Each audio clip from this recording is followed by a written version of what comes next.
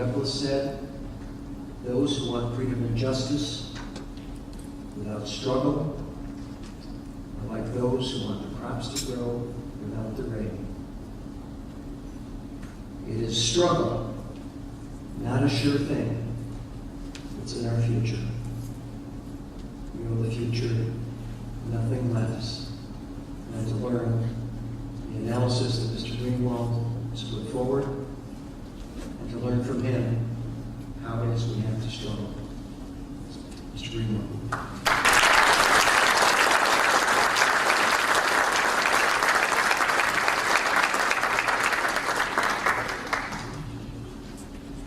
Good evening, and thanks so much for coming this evening, and thank you as well to the National Coalition to Protect Civil Freedoms, not only for inviting me to speak with you this evening, but even more so for the truly important and impressive work that they've done over the last year and a half since they're founded. Approximately 2 weeks ago, there was an amazing article in the New York Times, or at least in the online version of the New York Times, and what was amazing about it wasn't so much what it said, but it was amazing because of who wrote it.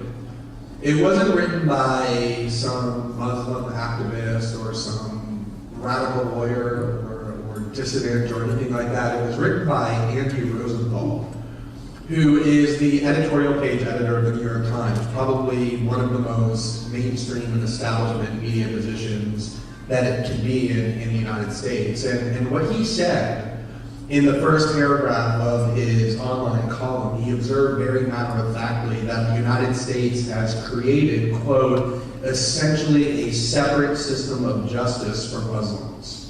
Has created a separate system of justice for Muslims. And the reason I say I don't think that's extraordinary because of what it said is because anybody who has watched the United States over the past decade knows that to be the case. It's not even in reasonable dispute or controversy that there is a separate system of justice for Muslims. What's amazing to me about it is the fact that somebody who is so mainstream and in such an establishment position can make that observation so matter-of-factly, but even more so, that observation of such a pernicious and extraordinary fact triggers almost no controversy or even notice. It was the proverbial tree that fell in the middle of the forest. Barely anybody paid attention to it or heard it. And that's why I'm so honored and delighted to be able to speak with you here tonight, because I really do believe that the coalition at its core, both the individual members that compose it and the coalition itself, are really devoted to correcting that extreme deficiency. Not just those injustices themselves, the creation of a separate justice system, but the fact that our citizenry has permitted it to take root and to grow for a full decade with such apathy and indifference. Now, I think there are a couple of ways to look at this development, that there is a separate system of justice for Muslims in the United States. One way to look at it is to simply view it as the latest in a long line of historical examples in which particular groups have been singled out in the United States to be demonized in order to keep the population's fear level high and to justify all sorts of power and authority in the United States government.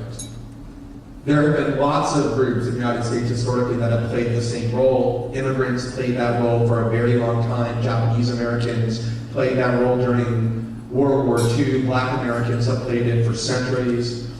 And for several decades, the role was principally taken by the communists. It was the communists that was the grave enemy of the United States, both foreign and domestic, that justified the endless war and militarism, constant surveillance, and the like.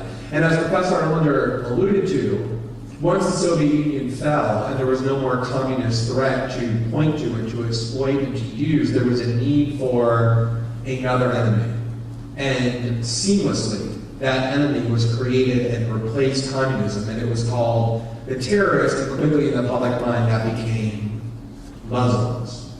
And what's really remarkable about that is if you go back and look to American history in the 20th century, you can find all kinds of warnings from people about the danger that this was going to take place. You can look, for example, to the 1961 farewell address of Dwight Eisenhower, another non-radical speaker, the five-star general who commanded U.S. troops in World War II and then served as a two-term Republican president, who warned in his farewell address in 1961 famously that the conglomeration of private military industry and the U.S. government was creating what he called a military-industrial complex that would become even more powerful than democratically elected leaders. They would exist beyond the realm of accountability. And it's certainly gotten infinitely worse in the 5 decades since he delivered that address. And what he warned was that in order for it to perpetuate itself, it would constantly need to find the pretext for war and for militarism. And the prerequisite for that is to always have a group that the population can focus on in order to feel sufficiently afraid that it believes militarism and expanding government authority and an erosion of civil liberties is both warranted and necessary, so that the population not only accepts those erosions, but cries out for them, calls for them, and demands them. And so you can look at Islamophobia and the way in which Muslims have been demonized, and anyone associated with causes that are perceived to be Muslim in the United States as yet another iteration of this dynamic. And there is some truth to that. But the other way of looking at it is the one that I actually think is more persuasive, and that is that there is a lot of things unique about what is taking place in the United States with regard to how Muslims are used and exploited to justify these assaults. And I just want to make a couple of observations about why I think it is unique historically. And I want to begin by looking at what I think is a very remarkable paradox that has taken place since the 9/11 attacks. And the paradox is this. After the attacks of September 11th, I think it's natural to be expected in the weeks or months after the attack that the United States government and the American citizenry would react excessively to the threat. That is a normal and natural reaction for human beings to have, not just in the United States, but across the spectrum of human nature. You can look at human beings who are confronted by immediate threats and they often overreact. It's just a defense mechanism. So it isn't really surprising that there were all kinds of lines transgressed and all kinds of excesses committed during that immediate period in the aftermath. But we're now 10 years removed, more than 10 years removed, from the last attack, terrorist attack on U.S. soil allegedly committed by Muslims, at least that we know of. There was an anthrax attack after that, there have been other attempts, but that was the only successful attack committed by people who have been identified as being motivated by allegiance to a religion or a set of political views. And yet, 10 years later removed from that terrorist threat, one would expect that as the threat recedes, the demand for greater government power, the demand for more and more militarism, the demand for renunciation of core liberties would recede along with the threat. And yet the great paradox is that isn't happening. Exactly the opposite is happening. As we move further and further away from that threat, as it becomes less proximate in the public mind, the policies that are justified in its name, the assaults on core liberties, actually continue to intensify. Every step that's taken in this realm is always in the step of more militarism, more assaults on civil liberties, less freedom, more targeting of Muslims. It's because, as Dwight Eisenhower warned, the system has become self-perpetuating. Even when it has no real threat to justify itself, it finds and concocts threats. It continues to proceed and to grow and expand, even when the pretext for it no longer exists. And that's what makes it so dangerous. Once you go down that path, it's very difficult to remove yourself from it, even when the original justification for it has been confined. The second aspect that I think makes the threat even more difficult and more pernicious and dangerous and explains its uniqueness is that there has been a real shift in rhetoric and tactics and strategy in terms of how these civil liberties erosions are justified and how they manifest. So if you look at the 4 or 5 or 6 years after the September 11th attacks, the focus in terms of government propaganda and rhetoric and even policy was primarily on foreign threats. Al-Qaeda was the symbol of the threat that Americans needed to protect themselves from. These threats typically took place off of American soil. There were certainly lots of American Muslims in that initial period that were targeted in all sorts of ways, but the principal focus rhetorically and propagandistically was on things taking place outside of the United States. And what has happened over the last 3 or 4 years is that has completely shifted as well. So if you listen now to not just people like Peter King, but even high-ranking national security officials in the Obama administration, the emphasis that they constantly highlight is that the great threat to the American people is now what they call homegrown terrorism. Meaning terrorists who are not hiding any longer in Afghanistan or Pakistan or Yemen and Somalia, but who are American citizens or legal residents of the United States living and working on American soil. And what that has meant is that all of those excesses that were once principally focused outside of the United States are now being imported onto American soil, not on a case-by-case basis, but systematically. So that if you look, for example, at the recent intensifications of the civil liberties assault that I just described, you see things like the dilution of Miranda rights for people accused but never convicted of terrorism, or the enactment of a statute that took place at the end of last year as part of the National Defense Authorization Act to codify the practice and power of the government to indefinitely detain people, including on American soil, or the proliferation of sprawling surveillance programs directed not at foreign nationals outside of the United States, but at Muslim mosques and communities. You see the importation of these abuses from what they were in the wake of 9/11, which was taking place on foreign soil, largely but not exclusively, almost exclusively now in a very systematic way, onto American soil. And then the third factor that I would identify that really I think makes this unique historically is the following. I had this realization actually quite recently. I went to speak at a university in Indiana about the state of civil liberties and the war on terror and the Obama administration, and there were several high school students who drove from Kentucky several hundred miles in order to attend this event. And the reason that they did that was because they were publishing a high school newspaper that was expressing some views that the school administrators found politically controversial, and they were being censored by the school administrators, and they wanted to come and interview me so that I would say insulting and mean things about their school administrators, which I happily did, and they wrote an article about that. And yet, they talked to me after I spoke, and I had spoken about civil liberties, and I talked about the dramatic and radical changes that took place in the United States in terms of basic liberties and how the government functions after September 11th.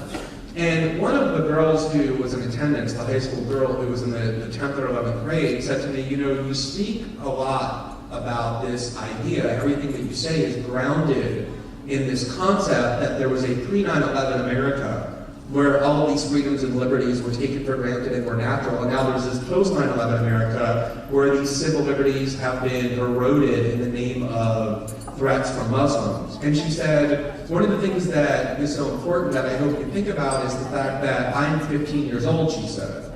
And all of my peers are 15 or 16 years old, and when 9/11 happened, we were 4 years old or 5 years old.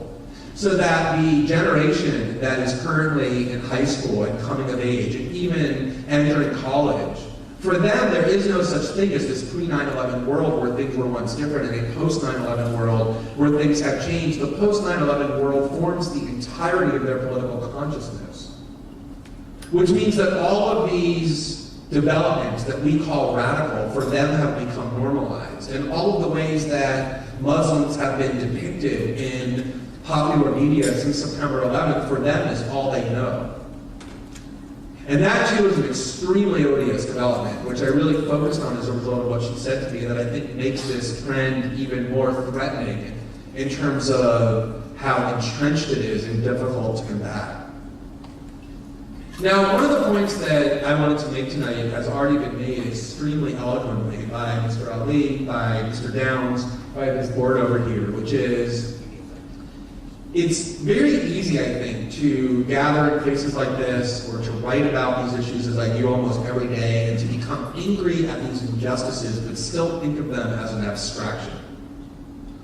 And one of the reasons why I travel so much around to events like this, and one of the benefits that it really provides to me in terms of my motivation, is that it personalizes not just how intense these injustices are, but also how pervasive they are, how universal they are, especially among Muslim communities in the United States, but even among people who are engaged in any sort of constitutionally protected, dissident political activism. And I say that because almost everywhere I go, not by planning it, but simply coincidentally, I encounter people whose lives are affected in all sorts of devastating and horrendous ways by these injustices that we talk about in the abstract.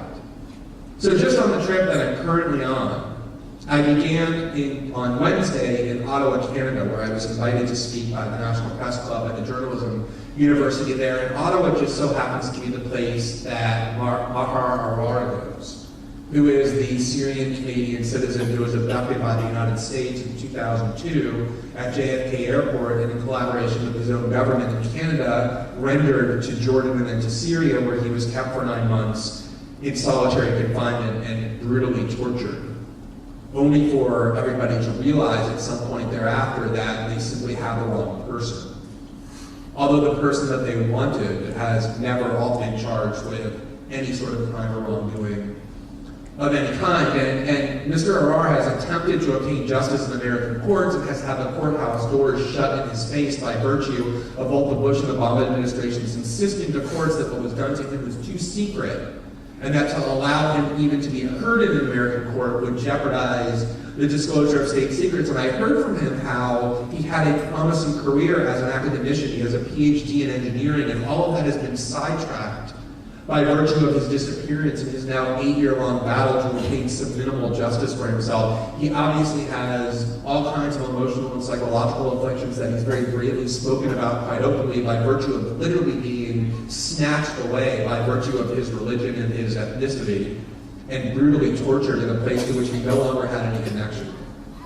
And then after I was in Ottawa, I flew to Chicago, and I spoke last night at the University of Chicago, and was on a panel there, and I was invited there by the Muslim Student Association of the University of Chicago, one of whose leaders happens to be the son of Dr. Sami Al-Ari. His name is Ali, and he's a very committed and passionate University of Chicago student, and he happened to drive me back to my hotel after the event was over, and he recounted to me the extraordinary oppression and injustices that his father has been subjected to for the last 9 years, when the U.S. government has deprived him of his liberty for absolutely no reason whatsoever. And he talked to me about the effect that it has had on his father, who was a university professor at the time that this started, and his children, and the devastation that they continue to confront as a result of what Andy Rosenthal described as this separate system of justice for Muslims.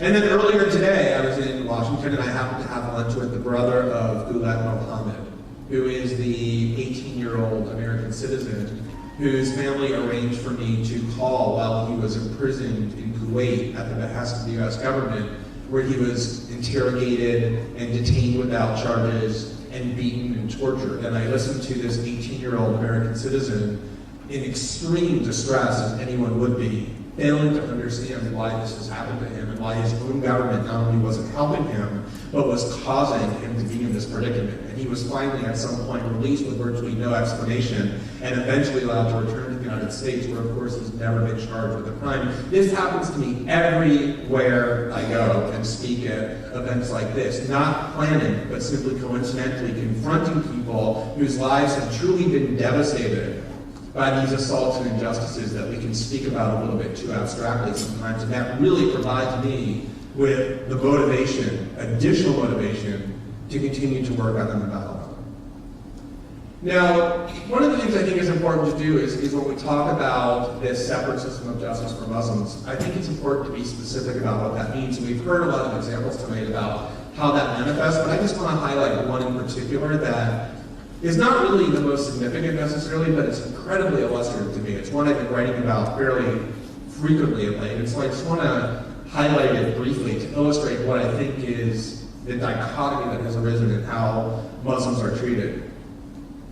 There is a very glittering and prestigious cast of bipartisan officials and former officials in Washington, equally divided between the Republican and Democratic parties by design, who have developed a bizarre and sudden interest in advocating on behalf of the group that the United States calls the NBK, the Iranian dissident group, that the State Department for 20 years or so has formally designated as a foreign terrorist organization. And for some reason, this bipartisan cast of Washington insiders have just suddenly gone around the country speaking about the urgency of removing the NBK from the list of terrorist organizations.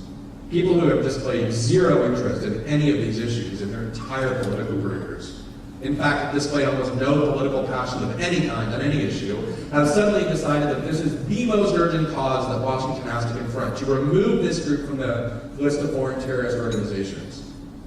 And as it turns out, the Christian Science Monitor last year revealed that the vast majority of those officials, just coincidentally, have been paid huge fees, $30,000, $40,000, $50,000 to make 5 or 10 minute appearances where they speak, sometimes in person, sometimes by video. And they've met continuously with the leaders of this designated terrorist organization and have coordinated the messaging with these leaders as well. And the reason the NBK is something that they're willing to defend is because the NBK is one of those terrorist organizations that is currently engaged in terrorism that promotes rather than impedes the policy of the United States. NBC reported that they're funded and armed and trained by the State of Israel, that they were responsible for perpetrating a series of assassinations of Iranian nuclear scientists and other explosions on Iranian soil. And so this terrorist organization is one that is working for the United States' interest rather than against, and these individuals are therefore willing to stand up so publicly and not only speak on their behalf, but meet with them in public, attend all sorts of functions in Washington for them. Now, the reason this is so significant is because, as this wall demonstrates, as we've heard already tonight, as most of you probably already know, there are dozens and dozens of Muslims whose names most people don't know, who don't really have any connections in Washington, who have been prosecuted and who are sitting in prison for materially supporting organizations on that very same list by virtue of doing far, far, far less than Howard Dean and N. Rendell and Fran Townsend and Wesley Clark and dozens of other Washington officials are doing for the NBK.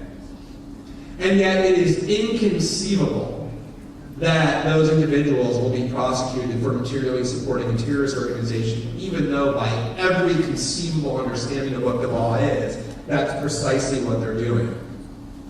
And yet here you have dozens of Muslims who are in prison for decades for exercising pure political free speech, for including a channel that is associated with Hezbollah and a package of cable channels that they were selling in Staten Island, who are now sitting in a federal prison in New York, or for translating documents, as Tarak Mahana did, or from uploading YouTube clips that are critical of the United States government, but because there was some conversations with relatives of people in these organizations, though that is materially supporting terrorist organizations, the standards are radically different. The systems really are completely dichotomized. There is one set of laws and principles for everybody in the United States, and there is a completely separate legal system, an inferior legal system, a much more oppressive legal system, one that knows no boundaries of the Constitution for American Muslims or Muslims in general whose views are perceived to be antithetical to that of United States policy.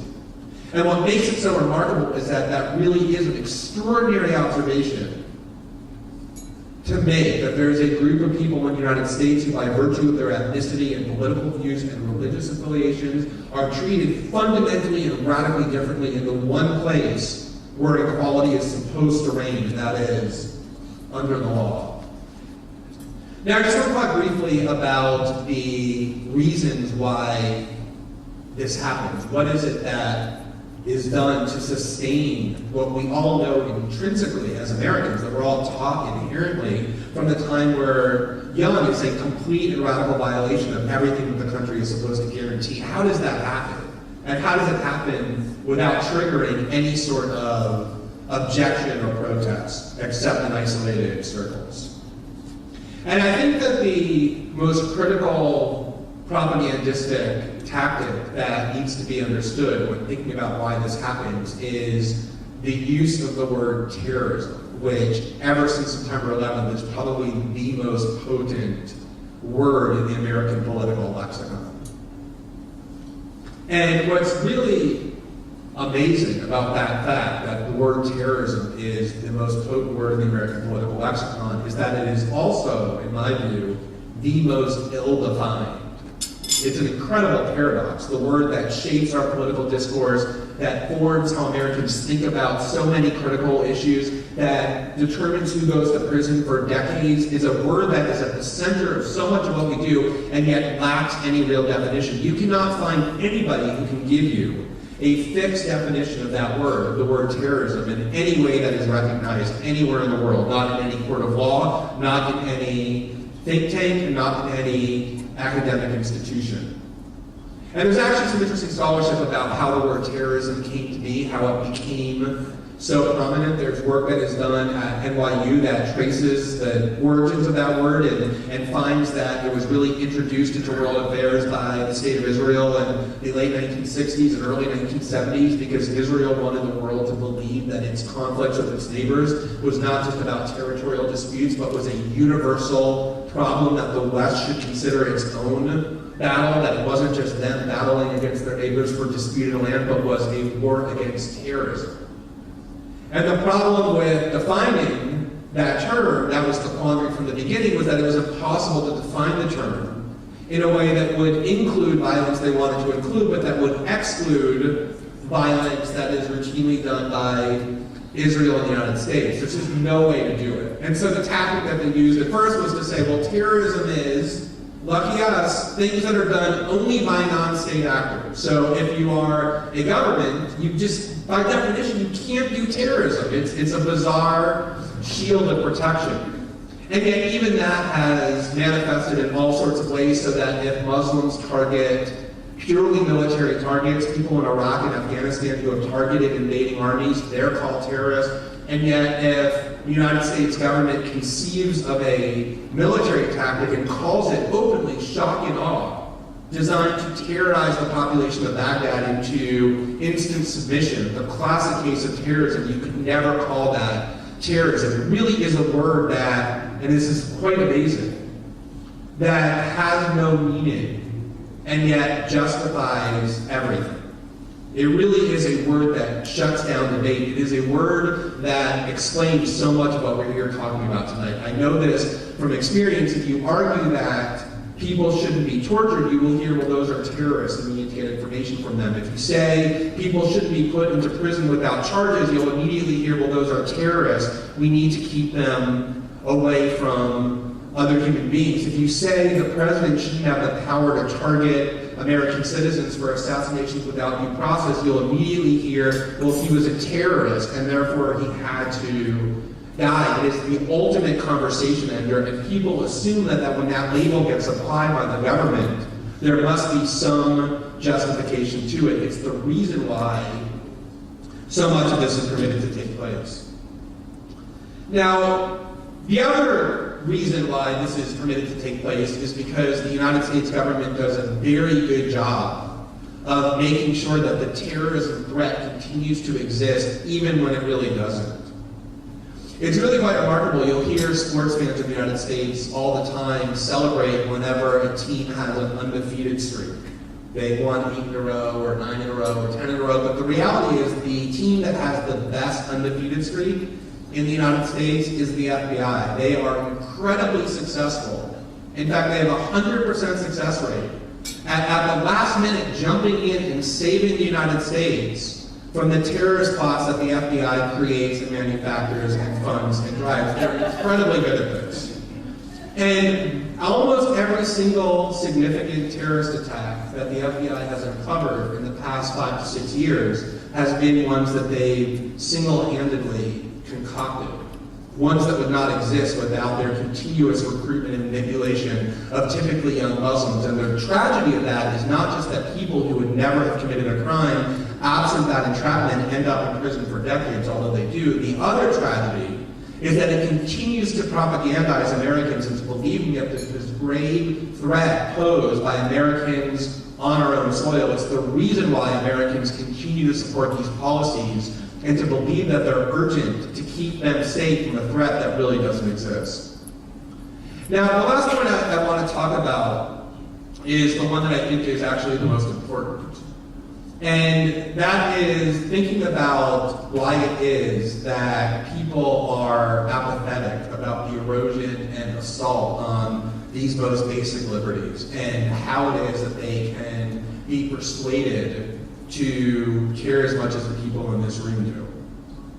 And there's a couple of reasons why people are willing to be apathetic to these developments, in addition to the ones that I just discussed. One is that people perceive that as long as these assaults are directed only at a group of people that is different from them and separate from them, namely those Muslims and their associates and friends, then there's no reason for them to care. As long as they're not affected by it as they perceive it, then there's no reason for them to be concerned about it. And the other reason is that it was the case 4 or 5 years ago that there was much greater divisiveness and controversy over these developments.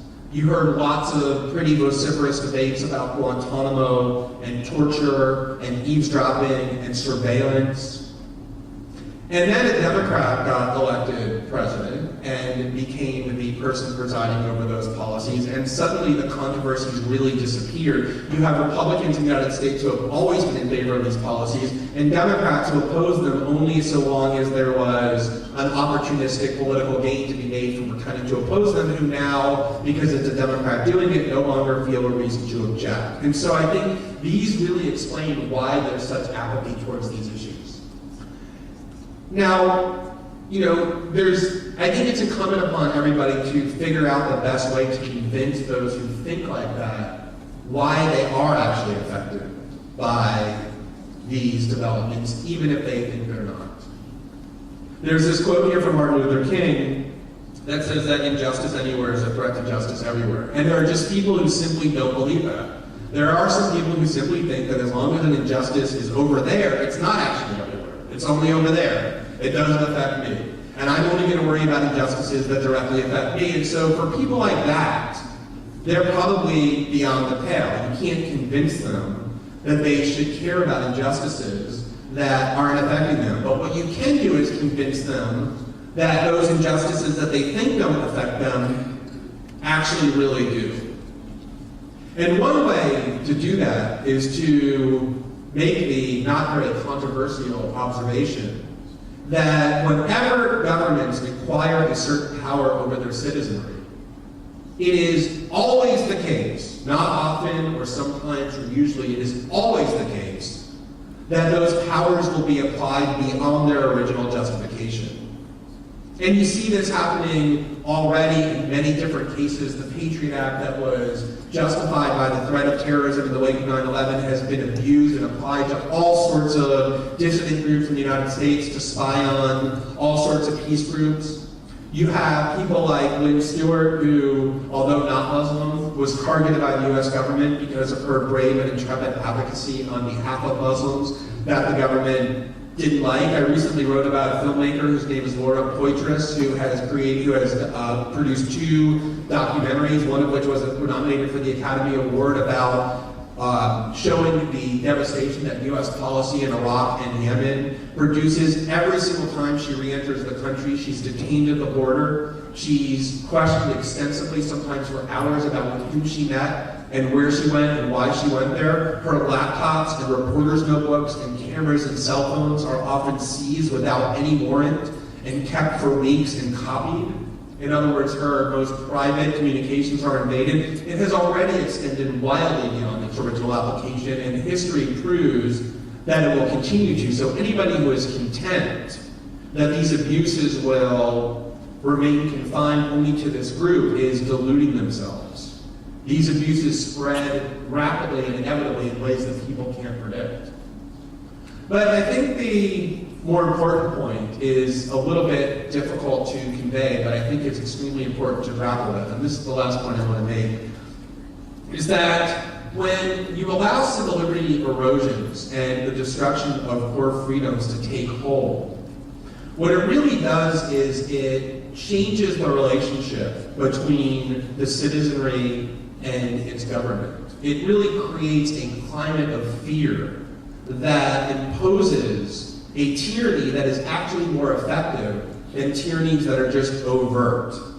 And I just want to convey an anecdote, a personal anecdote that I encountered that really highlighted that fact for me in a very visceral way. I've spent a couple of years now writing fairly frequently about WikiLeaks, the group that discloses government secrets in the name of transparency, and I typically write in defense of that group and argue why the prosecution would be a grave threat to press freedoms, and I talk about the promise that I think that group holds. And the first time that I ever wrote about WikiLeaks, actually the first time I ever heard about WikiLeaks, was in January of 2010, more than a couple of years ago now. And this was at a time when almost nobody had heard of this group. It was before they had done any of their news-making disclosures, before they even produced and published the video showing U.S. helicopters in Baghdad gunning down unarmed civilians and Reuters journalists. And the way that I had come to learn about WikiLeaks was that the Pentagon, in 2008, prepared a report that it classified as top secret. And the report said it declared WikiLeaks to be an enemy of the state, an enemy of the United States, and it plotted ways that the Pentagon would work to destroy WikiLeaks. They would fabricate documents and submit them to WikiLeaks so that when WikiLeaks published them, their credibility would be destroyed. It would uncover the identity of their sources so that nobody would feel comfortable leaking to them any longer. It was a report that really said that WikiLeaks was a grave threat to everything that the Pentagon was attempting to achieve. And ironically enough, this report got linked to WikiLeaks, which then published it.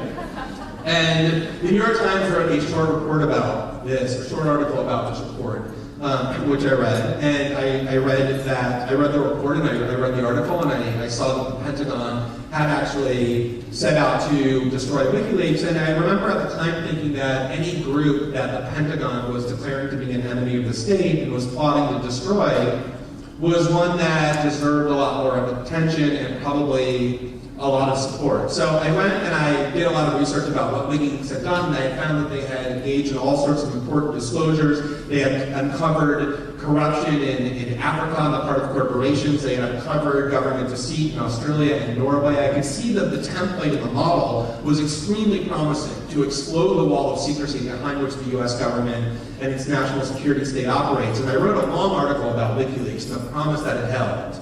And I interviewed Julian Assange, and I published the interview, the audio of the interview that I had done with him. And at the end of the article, I encouraged people to donate money to WikiLeaks because they had budgetary constraints and they were unable to process some of the important leaks they were sitting on, the ones that they ended up releasing about Iraq and Afghanistan and the diplomatic cables. And I provided a link to the PayPal account, and I gave some information about how people could donate money digitally or wiring into their bank account.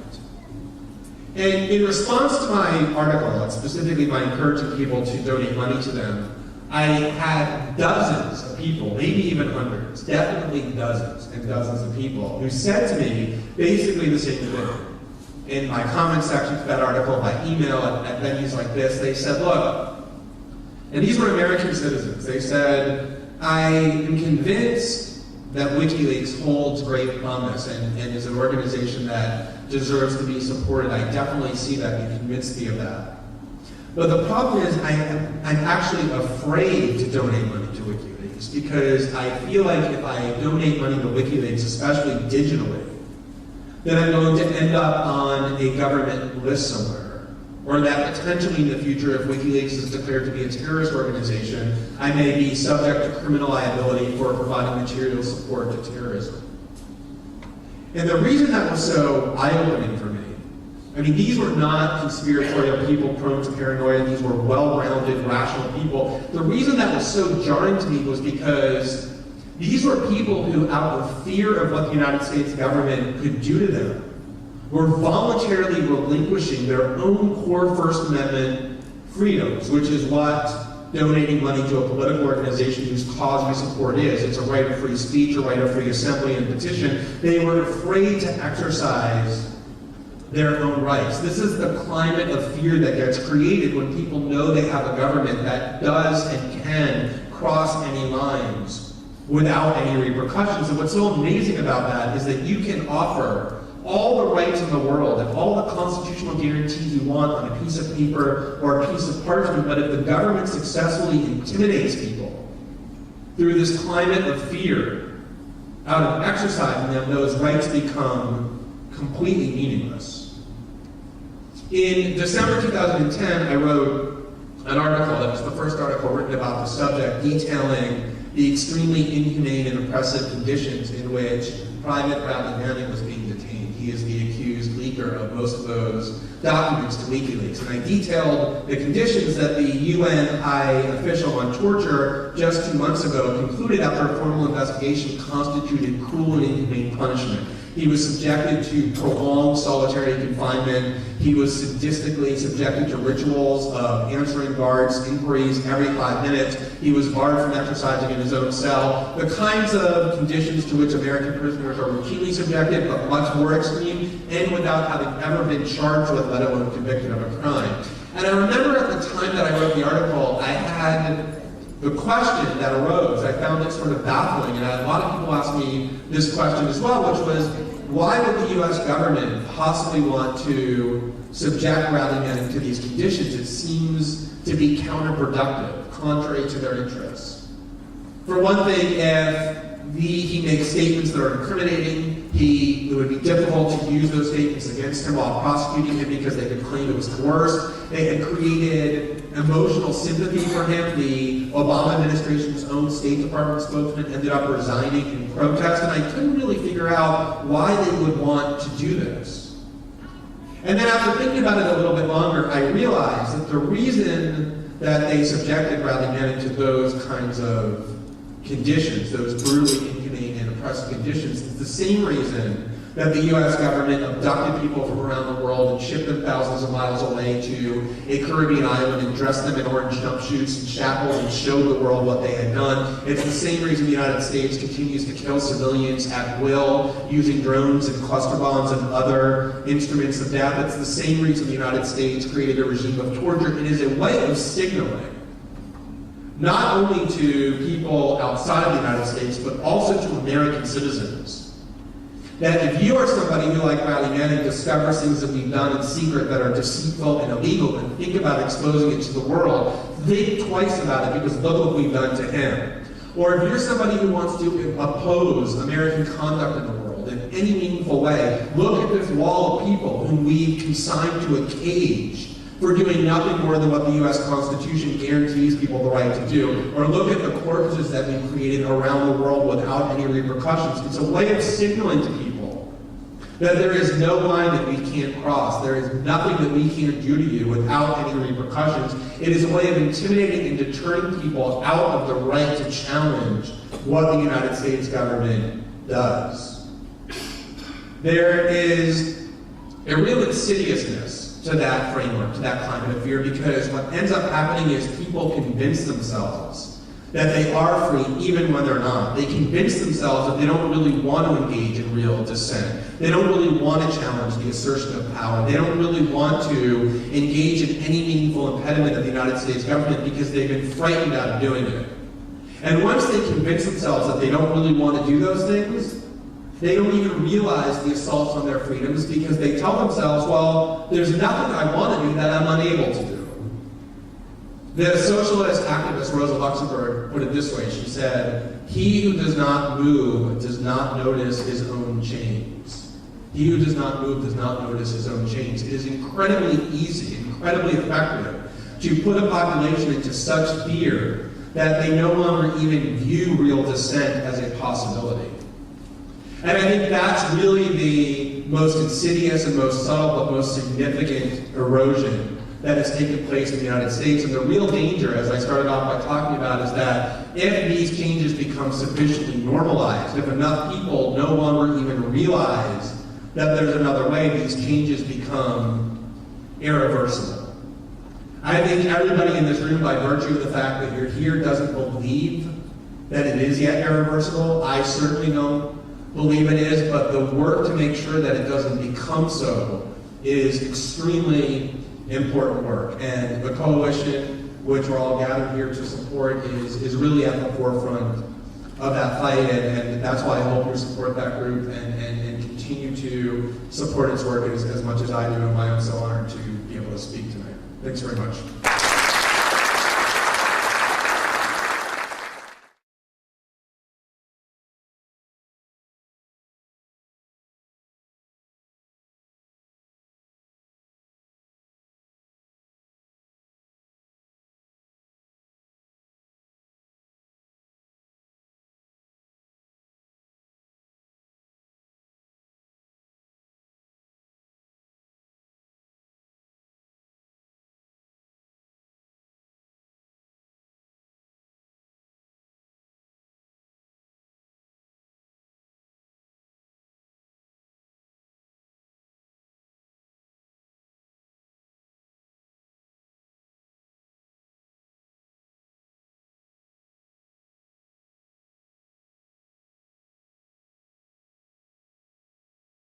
What he called the military-industrial complex that would become even more powerful than democratically elected leaders. They would exist beyond the realm of accountability, and it's certainly gotten infinitely worse in the 5 decades since he delivered that address. And what he warned was that in order for it to perpetuate itself, it would constantly need to find the pretext for war and for militarism, and the prerequisite for that is to always have a group that the population can focus on in order to feel sufficiently afraid that it believes militarism and expanding government authority and an erosion of civil liberties is both warranted and necessary, so that the population not only accepts those erosions, but cries out for them, calls for them, and demands them. And so you can look at Islamophobia and the way in which Muslims have been demonized, and anyone associated with causes that are perceived to be Muslim in the United States as yet another iteration of this dynamic. And there is some truth to that. But the other way of looking at it is the one that I actually think is more persuasive, and that is that there is a lot of things unique about what is taking place in the United States with regard to how Muslims are used and exploited to justify these assaults. Deborah said, those who want freedom and justice without struggle are like those who want the crops to grow without the rain. It is struggle, not a sure thing. It's in our future. We know the future, nothing less. And to learn the analysis that Mr. Greenwald has put forward, and to learn from him how it is we have to struggle. Mr. Greenwald.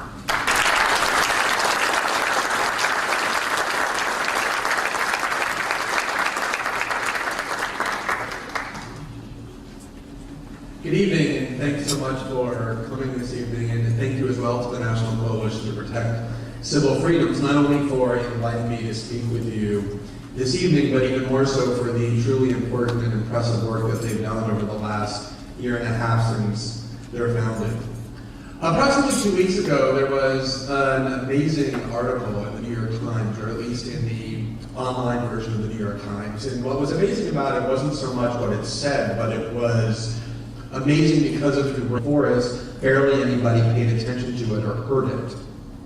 And that's why I'm so honored and delighted to be able to speak with you here tonight, because I really do believe that the coalition at its core, both the individual members that compose it and the coalition itself, are really devoted to correcting that extreme deficiency. Not just those injustices themselves, the creation of a separate justice system, but the fact that our citizenry has permitted it to take root and to grow for a full decade with such apathy and indifference. Now, I think there are a couple of ways to look at this development, that there is a separate system of justice for Muslims in the United States. One way to look at it is to simply view it as the latest in a long line of historical examples in which particular groups have been singled out in the United States to be demonized in order to keep the population's fear level high and to justify all sorts of power and authority in the United States government. There have been lots of groups in the United States historically that have played the same role. Immigrants played that role for a very long time. Japanese Americans played that role during World War II. Black Americans have voted. It wasn't written by some Muslim activist or some radical lawyer or dissident or anything like that. It was written by Andrew Rosenthal, who is the editorial page editor of the New York Times, probably one of the most mainstream and establishment media positions that it can be in the United States. And what he said in the first paragraph of his online column, he observed very matter-of-factly that the United States has created, quote, essentially a separate system of justice for Muslims.